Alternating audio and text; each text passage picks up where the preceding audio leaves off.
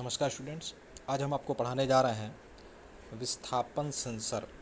Sensor में यह topic है और हम सभी लोग जानते हैं कि सेंसर की जो क्रिया होती है वो हमेशा जो होती है वो किसके आधार पर कार्य करती है। वो हमेशा किसी चीज़ को सेंस करके और उसका सिग्नल देने के लिए होती है। तो यहाँ पर अब हम विस्थापन की बात करते हैं। तो विस्थापन का मतलब होता है परिवर्तन, विस्थापित, एक स्थान से दूसरे स्थान तक किसी चीज़ को भेजना या रखना। तो यहाँ पर विस्थापन, यहाँ पर मतलब है गतिविधि में परिवर्तन। मतलब अगर आपकी गतिविधि पहले कुछ और थी, आज कुछ और है, तो इसी प्रकार से गतिविधियों में जो परिवर्तन होता है, ठीक, तो वो विस्थापन कहलाता है। अगर कोई वस्तु है उसको हम एक स्थान से दूसरे स्थान तक रख रहे हैं, उसको उसके स्थान में परिवर्तन कर रहे हैं, तो वो विस्थापन कहलाता है। डिस्प्लेसमेंट मतलब स्थिति में परिवर्तन। तो यहाँ पर विस्थापन सेंसर का प्रयोग हम लोग करते हैं कि किसी वस्तु के स्थानांतरण गतिविधि के मापन के लिए प्रयोग किया जाता है। जो गतिविधि में उसके जो परिवर्तन आ रहा है या स्थानांतरण हो रहा है वो विस्थापन सेंसर के अनुरूप ही किया जाता है। ठीक, तो विस्थापन सेंसर का प्रयोग किसी वस्तु के स्थानांतरण गतिविधि के मापन के लिए प्रयोग में लाया जाता है। यह निम्न प्रकार के होते हैं। पहला आपका है पोटेंशियोमीटर सेंसर, ठीक। दूसरा स्ट्रेन गाज सेंसर, विकृति गेज सेंसर, और फिर एक कैपेसिटिव एलिमेंट सेंसर, संधारित्र अवयव सेंसर। तो तीन प्रकार के होते हैं आपके। पहला पोटेंशियोमीटर सेंसर, फिर स्ट्रेन गाज सेंसर, फिर एक कैपेसिटिव एलिमेंट सेंसर। ठीक, अब इन तीनों के आधार पर इसको हम अगर हम पढ़ेंगे तो क्या कहेंगे। सबसे पहले पोटेंशियोमीटर। पोटेंशियोमीटर विभवांतर मापी सेंसर। तो इस सेंसर में एक संपर्क प्रतिरोध प्रति यूनिट लंबाई में लगा होता है। एक संपर्क प्रतिरोध मतलब एक कांटेक्ट रेजिस्टेंस प्रति यूनिट की लंबाई में इसमें लगा रहता है। ठीक, तो इसमें जो सेंसर में क्या होगा, एक संपर्क प्रतिरोध प्रति यूनिट लंबाई में लगा होता है, जिसके द्वारा विसर्पी संपर्क, विसर्पी का मतलब होता है स्लाइडिंग कॉन्टैक्ट, विसर्पी का मतलब क्या होता है, स्लाइडिंग कॉन्टैक्ट लगा होता है, जो अवयव की दूरी लंबाई पर घूमता है, जो अवयव की क्या करता है, दूरी लंबाई पर घूमने का कार्य करता है। तो इस सेंसर में एक संपर्क प्रतिरोध प्रति यूनिट लंबाई में लगा होता है, जिसके साथ विसर्पी संपर्क लगा होता है, और वो स्लाइडिंग कॉन्टैक्ट के साथ घूमने की क्रिया करता है, जो अवयव की दूरी लंबाई पर घूमता है, और अवयव से ये क्या है, एक दूरी लंबाई पर स्थित होता है और घूमने का कार्य करता है। फिगर इसका आगे उसको दिखाते हैं अभी हम चित्र के अनुसार। यहाँ पे वी एस लिखा गया, कांस्टेंट सोर्स वोल्टेज। कांस्टेंट का मतलब होता है नियतांक, सोर्स मतलब स्रोत, वोल्टेज। वी ओ मतलब आउटपुट वोल्टेज, मतलब क्या है, आउटपुट वोल्टेज जो आपको प्राप्त हो रहा है।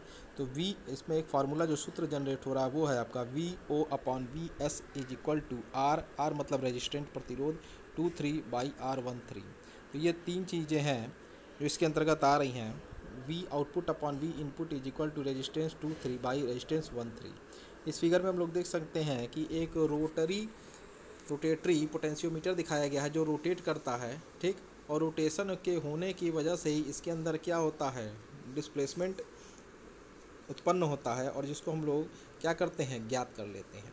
इसे हम लोग कहते हैं रोटरी पोटेंशियोमीटर। अब हम लोग अभी बताए थे कि V output upon V input is equal to R23। Resistance जो था आप देख सकते हैं, यहाँ पे बीच में एक लोड लगाया गया है we output upon V input के बीच में। तो यहाँ पे लोड जो है, तो आप देख सकते हैं कि इसमें जो रेजिस्टेंस है ये R23, ठीक, R23/R13, मतलब पहले से तीसरे और दूसरे से तीसरे फेज में ये हम क्या उसका निकाल रहे हैं, जो उसका सूत्र के अनुसार हम प्रतिरोध ज्ञात कर रहे हैं। तो यहाँ पे रोटेटरी का मतलब होता है घूर्णन, रोटेशन करना, रोटेटरी मतलब रोटेशन करना। फिर है आपका स्ट्रेन गाज एलिमेंट।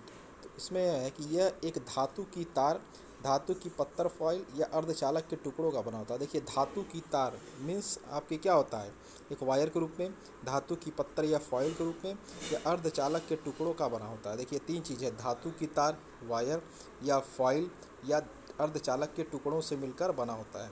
यह अवयव मापन सतहों पर घेरे होते हैं। जिस सतह पर हमको मापने की क्रिया करनी, मेजरमेंट करना रहता है, ये उस पर क्या होते हैं, घेरे होते हैं, मतलब ये राउंडिंग रहते हैं, और जिस पर हमको कार्य करना रहता है वो इसके द्वारा किया जा सकता है। तो ये धातु की तार, धातु की पत्तर या अर्धचालक के टुकड़ों का बना होता है, और यह अवयव मापन सतहों पर घेरा होता है। स्ट्रेन गाज द्वारा किसी निश्चित दूरी, मतलब स्ट्रेन गाज के द्वारा किसी निश्चित दूरी एवं दिशा में उत्पन्न विस्थापन अथवा संपीड़न को मापा जा सकता है। मतलब स्ट्रेन गाज के द्वारा किसी निश्चित दिशा में या दूरी में, किसी निश्चित दिशा या दूरी में उत्पन्न विस्थापन, ठीक, मतलब किसी जो एक उपकरण है स्ट्रेन गाज, इसके द्वारा किसी निश्चित दिशा या दूरी में जो भी उत्पन्न हो रहा है विस्थापन अथवा संपीड़न का मापांकन किया जाता है।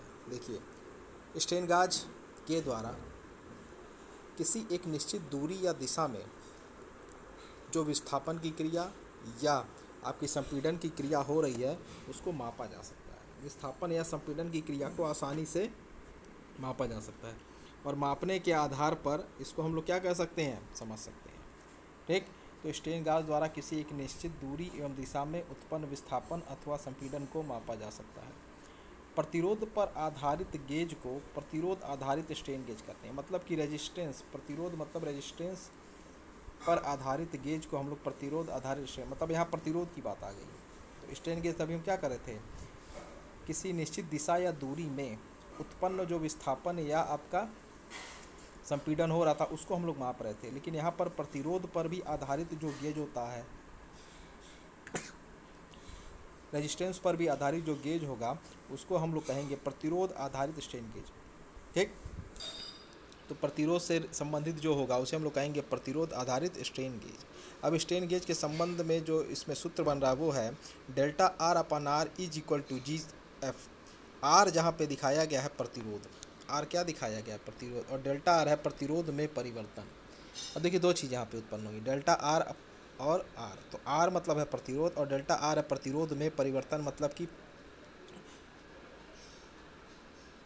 अंतिम प्रतिरोध माइनस प्रारंभिक प्रतिरोध। जहाँ पर 2 है मेटल फॉइल के लिए, मेटल फॉइल के लिए हम लोग जो डेल्टा आर का मान निकाल रहे हैं वो है आपका 2, प्लस 100 है आपका पी टाइप सेमीकंडक्टर डायोड के लिए और माइनस 100 है एन टाइप सेमीकंडक्टर के लिए। तो हम यहाँ सीधे बता चुके हैं कि यह एक धातु की तार या धातु की पत्तर या अर्धचालक के टुकड़ों का बना होता है। यह अवयव मापन सतहों पर घेरा होता है, ठीक। तो यह एक धातु की तार, धातु की पत्तर फॉइल या अर्धचालक के टुकड़ों का बना होता है और यह मापन अवयव मापन सतहों पर घेरा होता है। जिस भी सतह को हमको मापना रहता है यह अवयव उस पर क्या रहेगा, घेरा रहेगा। जहाँ जिस सतह पर हमको मापन की क्रिया करनी रहेगी यह उस पर घेरा रहता है। तो स्ट्रेन गाज द्वारा किसी निश्चित दूरी या दिशा में उच्च प्रतिस्थापन अथवा संपीड़न को मापा जा सकता है। तो स्ट्रेन गाज के द्वारा किसी एक निश्चित दूरी या दिशा में विस्थापन और संपीड़न को मापा जा सकता है। अगर हम उससे प्रतिरोध मापेंगे तो उसे हम लोग कहेंगे स्ट्रेन गाज प्रतिरोध मापी। अब इससे स्ट्रेन गाज को हम लोग कर सकते हैं प्रतिरोध के रूप में और प्रतिरोध में परिवर्तन के रूप में। अब विकृत गेज के प्रकार, टाइप ऑफ स्ट्रेन गाज, यहाँ पे हम फिगर में दिखा सकते हैं कि 2 कनेक्शन की लीड दिखाई गई है और ये मेटल फॉइल मतलब धातु पत्तर। तो मेटल फॉइल पे यहाँ पे कनेक्शन लीड लगाई गई जहाँ से क्या हो रहा है उनके अंदर में परिवर्तन को देखा जा सकता है। कनेक्शन 2 लीड दिखाई गई और यह वायर के ऊपर किया जा रहा है, यहाँ पे मेटल के फॉइल पे किया जा रहा है। तो हम बताए भी थे ये धातु के तार या पत्तर, ठीक, या आपकी सेमीकंडक्टर के पदार्थों से बने होते हैं। तो यही चीज़ आपको तीनों में दिखाया गया। कनेक्शन लीड आपके मेटल फॉइल में भी दिखाया गया और आपके वायर में भी कनेक्शन लीड दिखाया गया और यहाँ पे सेमीकंडक्टर के बीच में भी 2 कनेक्शन लीड दिखाई गया और जिससे कि ये स्ट्रेन गाज को मापा जा सकता है। तो जहाँ पर भी हमको इसको मापना रहता है उसमें क्या करना रहता है, उसको चारों ओर से हम उसको घेरा बना के माप सकते हैं। तो यही चीज़ होती है आपकी स्ट्रेन गाज। तो विकृति गेज के प्रकार आपके हैं, ये 4 प्रकार के होते हैं। पहला है वायर वाउंड स्ट्रेन गाज। वायर वाउंड का मतलब कि वायर को चारों तरफ से वाउंड कर दीजिए, बांध के जो क्रिया होती है वायर के द्वारा वो होती है वायर वाउंड स्ट्रेन गाज। फॉयल टाइप मतलब फॉयल का प्रयोग करके जो स्ट्रेन गाज हम लोग करते हैं उसे स्ट्रेन गाज कहते हैं। तो फॉयल एक हो गया, ठीक। तो आप देखोगे छोटे छोटे फाइल एक सर्कुलर बॉक्स में बने होते हैं तो वो फॉइल कहलाती है। और एक वायर वाउंड मतलब कि वायर की वायरिंग कर दें, किसी एक कह सकते हैं वर्कपीस पर हम उसकी पूरी वाइंडिंग उसको बांध दें तो वायर वाइंडिंग कहलाती है। और फिर आपकी फॉइल टाइप मतलब उसको हम एक सीधी सर्कुलर में चारों तरफ से घुमा देंगे तो वो फॉइल टाइप कहलाएगी। फिर सेमीकंडक्टर मतलब अर्धचालक पदार्थों का प्रयोग करके आप कैपेसिटिव स्ट्रेन गाज मतलब संधारित्र का प्रयोग करके जो स्ट्रेन गाज का प्रयोग किया जाता है वो आपको कैपेसिटिव कहलाता है। तो विकृति गेज के प्रकार आपके 4 होते हैं। पहला है आपका वायर वाउंड स्ट्रेन गाज, फिर है फॉइल टाइप स्ट्रेन गाज और फिर है सेमीकंडक्टर स्ट्रेन गाज, फिर है कैपेसिटिव स्ट्रेन गाज। फिर है कैपेसिटिव एलिमेंट सेंसर, तो यह सेंसर निम्न समीकरण पर आधारित है, C is equal to epsilon A upon D is equal to epsilon R epsilon zero A upon D. तो यहाँ पे एफ साइलन जो है वो है परमिटिविटी ऑफ अ मीडियम, मतलब कि माध्यम की परमिटिविटी आपकी है, माध्यम की क्या है परमिटिविटी है जो हम लोग मापते हैं। और फिर epsilon R is equal to relative permittivity, जहाँ वायु के माध्यम से epsilon R is equal to L, epsilon zero permittivity of free space, मतलब कि फ्री स्पेस है, खुला स्पेस में 8.85 into 10⁻12 force per metre. A है आपका, ए है ओवरलैपिंग एरिया ऑफ प्लेट, मतलब कि जो प्लेट्स एक दूसरे पर ओवरलैप कर रहे हैं, मतलब ओवरलैप का मतलब चढ़ाव, जो प्लेट आपके चढ़ाव कर रहे हैं एक दूसरे के ऊपर, तो उसे हम लोग कहते हैं ओवरलैपिंग एरिया ऑफ प्लेट्स, मतलब कि प्लेट्स के ऊपर जो प्लेट्स आपस में चढ़ाव कर रहे हैं तो उनका ओवरलैपिंग का जो एरिया वो आपका कैपिटल ए कहलाता है। Distance between the two plate, दो प्लेट के बीच की जो डिस्टेंस होती है वो स्मॉल डी की दिखाई गई है। इसकी सहायता से निम्न का मापन किया जाता है। पहला क्षेत्रफल में परिवर्तन, क्षेत्रफल में परिवर्तन मीन्स डिफरेंस इन एरिया, क्षेत्रफल में परिवर्तन। दूसरा है प्लेटों के बीच में दूरी में परिवर्तन, मतलब दो प्लेट्स के बीच में जो दूरी है उनके बीच में जो परिवर्तन होगा उसको भी हम लोग चेक करेंगे। तो प्लेटों के बीच में दूरी में परिवर्तन और क्षेत्रफल में परिवर्तन, ये दो चीज़ें हैं जिसके आधार पर हम इसका मापन कर सकते हैं। तो आप देख सकते हैं कि यहाँ पे एक फिग मेटल ब्लॉक दिखाया गया और यहाँ पे एक मूविंग ट्यूब दिखाई गई। फिग मेटल ब्लॉक में आप देख सकते हैं क्या है, तो यह डिस्प्लेस करके इसमें मूविंग ट्यूब को रखा जाएगा, तो क्या ये अंदर की ओर जाएगी। तो फिक्स मेटल का ब्लॉक वो फिक्स है, लेकिन यहाँ मूविंग ट्यूब उसके अंदर को इसमें फिट करेंगे, तो ये डिस्प्लेस हो गई एक स्थान से दूसरे स्थान तक इसको फिट करने की क्रिया। तो ये है कैपेसिटेंस इंक्रीजेज और कैपेसिटेंस डिक्रीजेज, दो पॉइंट आप यहाँ देख सकते हैं। तो यहाँ पे आउटपुट आपको मिल रहा है, तो यहाँ पे देख सकते कैपेसिटेंस इंक्रीजेज और कैपेसिटेंस डिक्रीजेज, ये पहले आपके पोर्शन में आप देख सकते हैं। फिर यहाँ पे एक मूविंग प्लेट और एक फिक्स प्लेट, एक फिक्स प्लेट के ऊपर एक मूविंग प्लेट को हम लोग चढ़ा रहे हैं। तो आप देख सकते हैं कि यहाँ पे क्षेत्रफल में परिवर्तन और प्लेटों के बीच में दूरी में भी परिवर्तन दिखाई दे रहा है। तो फिक्स्ड प्लेट और मूविंग प्लेट, मतलब फिक्स्ड प्लेट के ऊपर मूविंग प्लेट को रख के उसको हम जब परिवर्तन कराएंगे उसके दूरियों में, तो उसे हम लोग कहते हैं डिस्प्लेसमेंट। ठीक, तो डिस्प्लेसमेंट फिक्स के ऊपर आपकी मूविंग है और इसी प्रकार फिक्स्ड मेटल ब्लॉक में अंदर मूविंग ट्यूब आपकी एंट्री कर रही है। तो फिक्स्ड प्लेट के ऊपर मूविंग प्लेट और फिक्स्ड मेटल ब्लॉक के अंदर मूविंग ट्यूब एंट्री कर रही है। तो आप देख सकते हैं यहाँ डिस्प्लेसमेंट की क्रिया भी हो रही है, एक क्षेत्रफल में परिवर्तन है और दूसरा प्लेटों के बीच में दूरी में परिवर्तन। पहला क्षेत्रफल में परिवर्तन, दूसरा प्लेटों के बीच में दूरी में परिवर्तन। ठीक, आप देख सकते हैं यहाँ पर एक उसका ग्राफ भी दिखाया गया है कैपेसिटेंस और डिस्प्लेसमेंट के बीच में। फिर विस्थापन का मापन, विस्थापन को मापने के लिए किन किन चीज़ों का प्रयोग किया जाता है। पहला है रेजिस्टिव पोटेंशियोमीटर, विस्थापन को मापने के लिए आपके 8 प्रकार के मापन की क्रियाएं हैं। पहला रेजिस्टिव पोटेंशियोमीटर, दूसरा है स्ट्रेन गाज, ठीक, तीसरा है वेरिएबल इंडक्टेंस ट्रांसड्यूसर, वेरिएबल का मतलब था परिवर्तन, ठीक, इंडक्टेंस ट्रांसड्यूसर। ट्रांसड्यूसर हम सभी लोग जानते हैं कि वह युक्ति होती है जिसके द्वारा नॉन विद्युत राशियों को विद्युत राशियों में परिवर्तित करके आउटपुट को प्राप्त किया जा सकता है। और ये दो प्रकार के होते हैं, ये आपका प्राइमरी ट्रांसड्यूसर और सेकेंडरी ट्रांसड्यूसर। प्राइमरी ट्रांसड्यूसर वो ट्रांसड्यूसर होते हैं जो भौतिक मात्रकों का उपयोग करके उनसे हम आउटपुट प्राप्त करते हैं, ठीक। और भौतिक मात्रक होते हैं आपका बल, द्रव, दाब, त्वरण, बल, आघूर्ण, ये सारे होते हैं। और दूसरा होता है आपका सेकेंडरी ट्रांसड्यूसर, द्वितीयक ट्रांसड्यूसर। वो ट्रांसड्यूसर होते हैं जो प्राथमिक ट्रांसड्यूसर से प्राप्त आउटपुट को दूसरे आउटपुट में परिवर्तन करने की क्षमता रखते हैं, वो द्वितीयक आपके ट्रांसड्यूसर कहलाते हैं। तो यहाँ विस्थापन का मापन इन सारी चीज़ों पर है।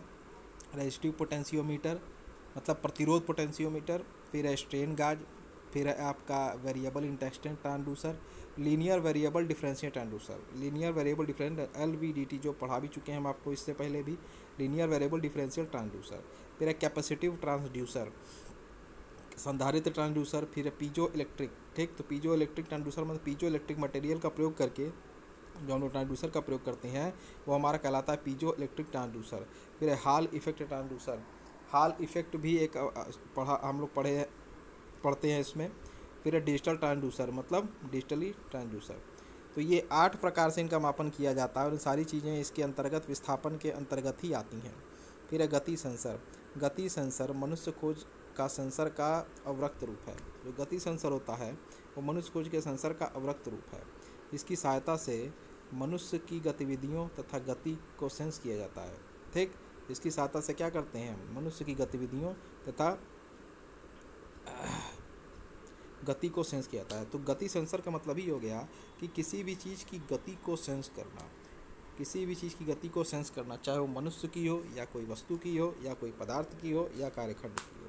तो सेंसर जो डिवाइस होती है वो इन सारी चीज़ों को सेंस करके आपको क्या आउटपुट प्रदान करती है, जिसके आधार पर आप अपनी क्रियाओं को आगे संचालित करते हैं। तो वह सेंसर जो गतिविधियों को मेजर करे, चाहे वो मनुष्य की हो या आपके किसी भी चीज़ की हो, तो उन गतिविधियों को रिकॉर्ड करने के लिए जो डिवाइस का प्रयोग किया जाता है वो कहलाती है आपकी गति सेंसर।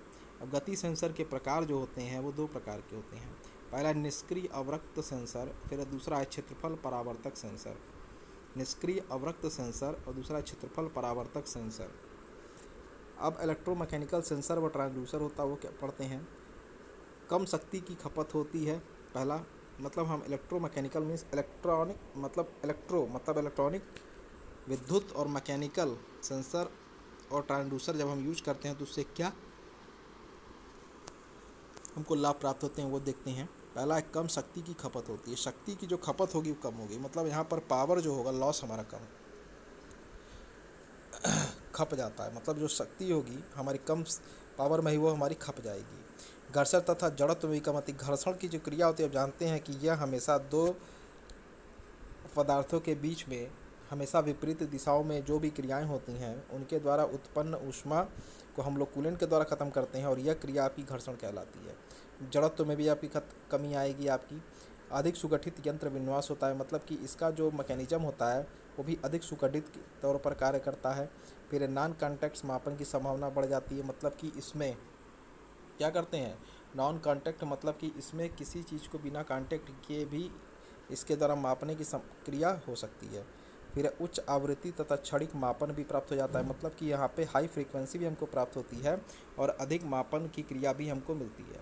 प्रवर्धन मतलब कि एम्पलीफिकेशन क्षमता में वृद्धि हो जाती है, मतलब एम्पलीफायर का प्रयोग करके हम उसके फ्रीक्वेंसी को भी बढ़ाते हैं तो क्या होता है, वो एम्पलीफिकेशन की क्रिया को भी संचालित करता है और आसानी से कार्य करता है।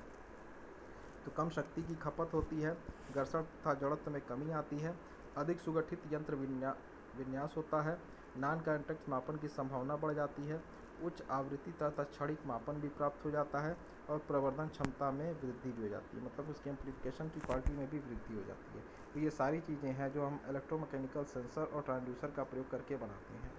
फिर बल सेंसर। बल वह कारक है जिसकी सहायता से किसी पिंड की अवस्था में परिवर्तन, देखिए सभी लोग जानते हैं कि फोर्स, तो बल वह कारक है जिसकी सहायता से या जिसका प्रयोग करके हम किसी भी पिंड की अवस्था में परिवर्तन, उसकी गति कर सकते हैं, चाहे उसकी गति को बढ़ाएं या गति को घटाएं या रोक दें। तो बल वह कारक है जिसके द्वारा किसी भी पिंड की अवस्था में परिवर्तन उसकी गति को घटा के, बढ़ा के, जोड़ के किया जा सकता है। ठीक, तो बल जब हम किसी चीज़ पर, पिंड या वस्तु पर लगाते हैं तो उसकी स्थिति में परिवर्तन होना वाजिब है। अगर उसके अंदर परिवर्तन नहीं होगा तो वो क्या होती है, स्थायी हो जाती है। बल लगाने से वो अपनी स्थिति में परिवर्तन ला देती है। तो बल का मान निम्न सिद्धांतों की सहायता से क्रिया किया जाता है। पहला है किसी मात्रक द्रव्यमान पर किसी बल को किसी ज्ञात बल के सापेक्ष माना जाता है, मतलब किसी एक मात्रक द्रव्यमान पर किसी बल को किसी ज्ञात बल के सापेक्ष, मतलब किसी मात्रक द्रव्यमान पर किसी बल को किसी ज्ञात बल के सापेक्ष माना जाता है, मतलब किसी मात्रक द्रव्यमान पर किसी बल को किसी ज्ञात बल के सापेक्ष माना जा सकता है। बल को किसी ज्ञात द्रव्यमान पर लगाकर परिणामी त्वरण ज्ञात है, मतलब बल को अगर किसी एक ज्ञात द्रव्यमान पर हम लगाते हैं तो हम उसके द्वारा परिणामी त्वरण ज्ञात कर सकते हैं, परिणामी त्वरण ज्ञात कर सकते हैं। इसका सूत्र होता है F = ma, force = mass into acceleration में द्रव्यमान गुणे त्वरण। तो बल को किसी ज्ञात द्रव्यमान पर लगाकर हम परिणामी त्वरण भी ज्ञात कर सकते हैं। बल को चुंबकीय बल में परिवर्तित भी किया जा सकता है। बल जो होता है उसको हम लोग चुंबकीय बल में परिवर्तित भी कर सकते हैं। बल को द्रवी दाब के रूप में परिवर्तित भी किया जा सकता है। बल को हम लोग क्या करते हैं, द्रवी दाब के रूप में भी परिवर्तित कर सकते हैं। बल को हम लोग द्रवी दाब के रूप में भी परिवर्तित कर सकते हैं। तो ये सारी चीज़ें हैं जो बल के अंतर्गत आएंगी। तो बल वह कारक है जिसकी सहायता से किसी पिंड की अवस्था में परिवर्तन, उसकी गति को बढ़ाया, घटाया या रोका जा सकता है। बल का मान निम्न सिद्धांतों की सहायता से किया जाता है। ठीक, किसी मात्रक द्रव्यमान पर किसी बल को किसी ज्ञात बल के सापेक्ष माना जाता है। मतलब किसी मात्रक द्रव्यमान पर किसी बल को किसी ज्ञात बल के सापेक्ष माना जाता है। बल को चुंबकीय बल में परिवर्तित भी किया जा सकता है। जो बल है उसको हम लोग चुंबकीय मैग्नेटिक फोर्स में भी परिवर्तित कर सकते हैं। बल को द्रवी दाब, जो बल होता है उसको हम लोग द्रवी दाब के रूप में भी दिखा सकते हैं। जो बल होगा उसको हम लोग द्रवी दाब के रूप में भी क्या कर सकते हैं, दिखा सकते हैं। ठीक, तो ये जो पॉइंट हम लोग पढ़ रहे हैं कि बल को चुंबकीय बल में परिवर्तित भी किया जा सकता है और बल को द्रवी दाब में परिवर्तित भी किया जा सकता है। अब फिर है स्प्रिंग। इनकी क्षमता कुछ ग्राम से लेकर 20,000 किलोग्राम या उससे अधिक होती है। अब देखिए स्प्रिंग क्या होता है। स्प्रिंग एक होता है जो क्या करता है, शॉक को एब्जॉर्ब करने की क्रिया करता है। स्प्रिंग आप देखिए गाड़ियों में हर जगह लगे होते हैं और ये क्या करते हैं, आपके शॉक्स को एब्जॉर्ब करते हैं और उसको सुरक्षित करते हैं। तो स्प्रिंग क्या होता है, जो यहाँ लिखा है कि कुछ ग्राम से, मतलब कुछ मिनिमम ग्राम से 20,000 किलोग्राम या उससे अधिक की क्षमता रखते हैं। ये 0 डिग्री सेंटीग्रेड के मध्य में कार्य करते हैं। इनकी यथार्थता 0.5 से 1% तक होती है। इनकी जो यथार्थता होगी वो 0.1 से 1% तक होगी।